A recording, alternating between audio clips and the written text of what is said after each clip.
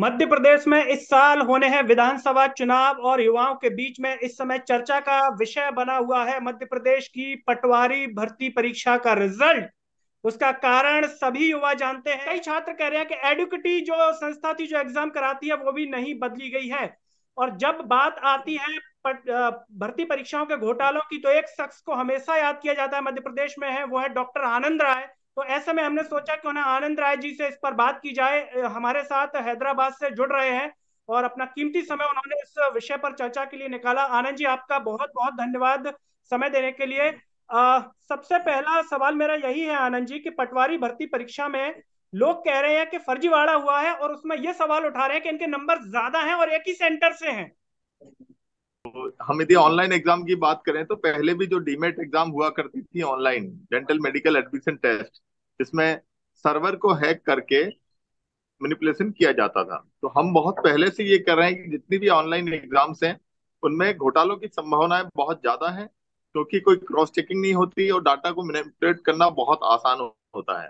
तो ये जो परीक्षाएं ये एनआईसी, नेशनल इंफॉर्मेटिक्स सेंटर्स के रेगुलेशन में होनी चाहिए। उनके अधिकारी दौरे करें, उनके अधिकारी चेक करें कि कहीं पर मैनिपुलेशन तो नहीं है, और यदि किसी एक सेंटर से अधिक अनुपात में लोग चयनित हो रहे हैं तो जाहिर सी बात है कि उस सेंटर की सीसीटीवी फुटेज देखना चाहिए और उस सेंटर को पूरा खंगालना चाहिए कि ऐसा क्या कारण रहा कि वहां से ज्यादा टॉपर्स निकले हैं।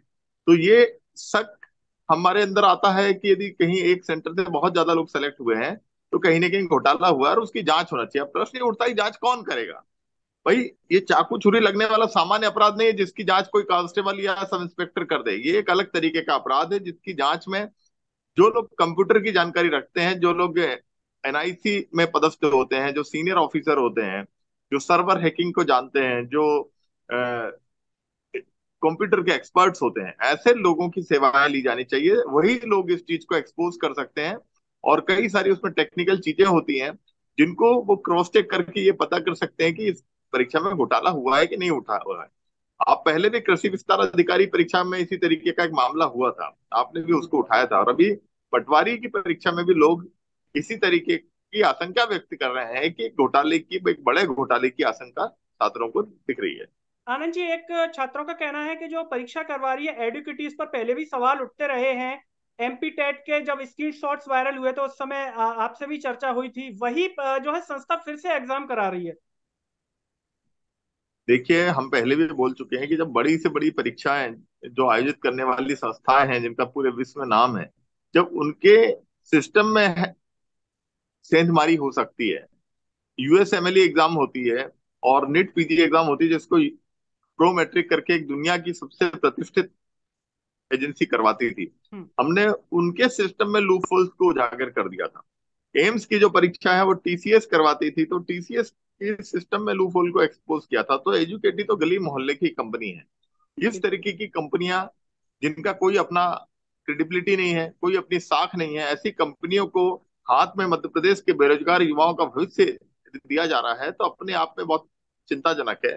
और मैं तो मांग करता हूं कि सारी ऑनलाइन परीक्षाएं बंद करके अब रिटर्न एग्जाम दोबारा शुरू होना चाहिए।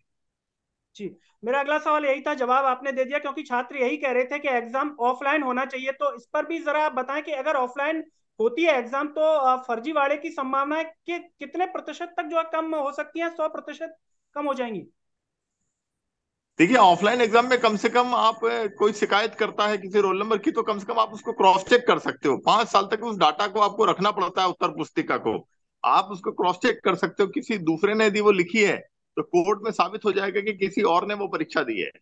तो उसमें कम से कम एक सबूत रहता है। यहाँ तो सबूत को पूरा राइट ऑफ कर देते हैं, सर्वर से पूरा डाटा डिलीट कर देते हैं। जी। तो यहाँ पर तो 10-15 दिन बाद आपको कुछ भी नहीं मिलने वाला। और हम्म। जांच में अमूमन 15 दिन से तो ज्यादा ही लगते हैं। जांच तो एक एक साल चलती है। 1 साल बाद अभी आप सोचेंगे कि कोई डाटा को आप अ, देखें, चेक करें, तो वो आप डाटा कैसे चेक करेंगे? जी। आनंद जी, एक सवाल और कि जब भी घोटालों की बात आती है तो आपसे हम समझना चाहते हैं, अ, चंबल, ग्वालियर, मुरैना, भिंड, इन्हीं का नाम ज्यादातर क्यों आता है या और भी इलाके हैं जहां से पेपर लीक होते हैं? देखिए, सभी जगह होते हैं। कोई एक क्षेत्र विशेष का ये समस्या नहीं है। जी। लेकिन सत्ता में मौजूद जो सत्ताधीश हैं हम्म। उनका संबंध आपके क्षेत्र से है, और वो अपने समर्थकों को या अपने संगठन के लोगों को या जिनको वो सेलेक्ट करवाना चाहते हैं उन लोगों को अपने प्रभाव क्षेत्र के कॉलेजों में बिठाकर चयनित करवाते हैं, क्योंकि वो क्षेत्र उन क्षेत्रों में उनका प्रभाव है। तो भारतीय जनता पार्टी के और सत्ता से जुड़े जो लोग हैं, उनके कई वरिष्ठ पदाधिकारी आपके क्षेत्र के हैं, इसलिए आपके क्षेत्र में बार बार ये शिकायतें मिल रही हैं। जी। आनंद जी, आपसे जानना चाहते हैं, चूंकि चुनाव भी है, क्या राजनीति में आप भी उतर रहे हैं आने वाले समय में, और उतर रहे हैं तो क्या युवाओं के ये मुद्दे आपकी प्राथमिकता में होंगे? देखिए, बिल्कुल युवाओं के मुद्दे होंगे। मैंने भारतीय राष्ट्र समिति बीआरएस पार्टी की सदस्यता ली है, और हम लोग पूरे मध्य प्रदेश में चुनाव लड़ने जा रहे हैं। खासकर बेरोजगार युवाओं के जो मुद्दे हैं वो हमारी टॉप प्रायोरिटी पे रहेंगे। और क्योंकि वो मुद्दे ऐसे हैं जो schedule tribe, schedule caste, general, OBC सबसे जुड़े हुए मुद्दे हैं। बेरोजगारी बहुत बड़ा मुद्दा है। ये मुद्दे हमारी पार्टी की टॉप प्रायोरिटीज पे रहेंगे, और आप जो बेस्ट से बेस्ट उम्मीदवार होगा उनको हम चुनाव लड़ाएंगे।